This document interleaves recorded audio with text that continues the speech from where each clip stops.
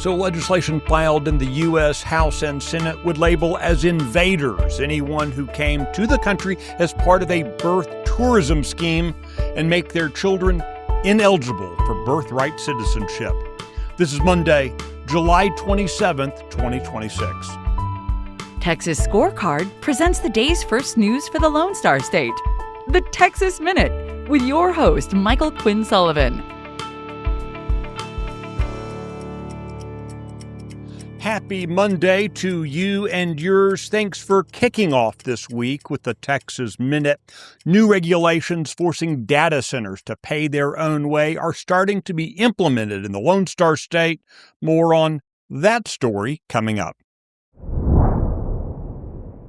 Republican U.S. Representative Brandon Gill of Flower Mound has filed legislation that would disincentivize birth tourism. His measure would apply to anyone who, quote, enters the United States illegally or for birth tourism. Such individuals would be legally defined as invaders. Gill's legislation would then amend the Immigration and National Security Act to exclude the children of those invaders from birthright citizenship. Birth tourism is the practice of pregnant foreign nationals entering the country solely so their children become citizens. This practice is especially popular in nations like China, with conservative lawmakers warning it creates a large national security risk, as American-born Chinese nationals would have the ability to influence U.S. elections in the future. Republican Senator Jim Banks of Indiana has filed companion legislation in the Senate.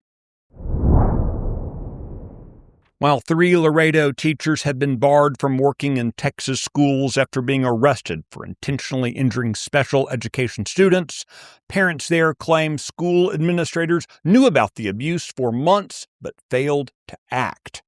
The educators worked together at an elementary school in the United Independent School District. The alleged abuse occurred in March and April. It was captured by a classroom surveillance camera. Those teachers were arrested in late May.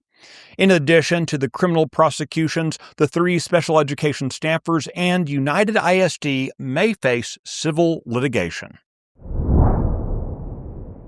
The sheriff of Wise County is praising the relationship that his department has built with agents from U.S. Immigration and Customs Enforcement.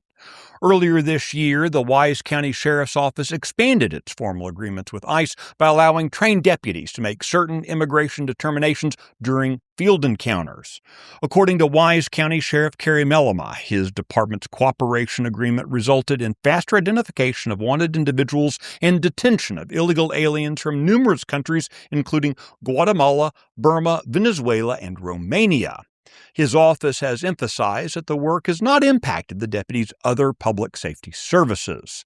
A new state law has made it mandatory for sheriffs who operate county jails to enter into agreements with ICE in enforcing federal immigration law. But not every Texas county has been receptive to entering into those agreements.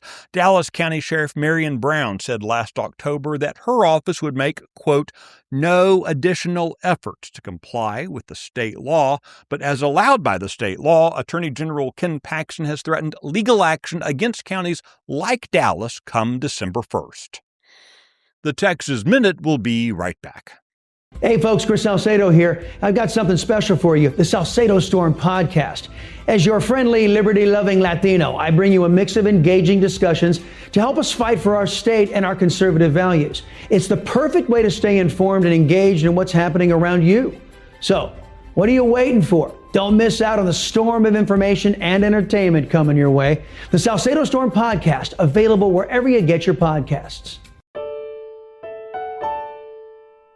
In response to an order from Governor Greg Abbott, state regulators are moving forward with policies designed to prevent residential ratepayers from subsidizing the state's data center boom. The Public Utility Commission of Texas and the Electric Reliability Council of Texas are filing rules that would make large computational loads pay more of their own costs, as well as tighten reliability requirements for massive new projects. All of this comes as public opinion polling finds that Texans are concerned that the energy-intensive projects will strain the power grid and water supply. You can find the details of this story and the others mentioned today, as well as keep up with the latest news by visiting TexasScorecard.com.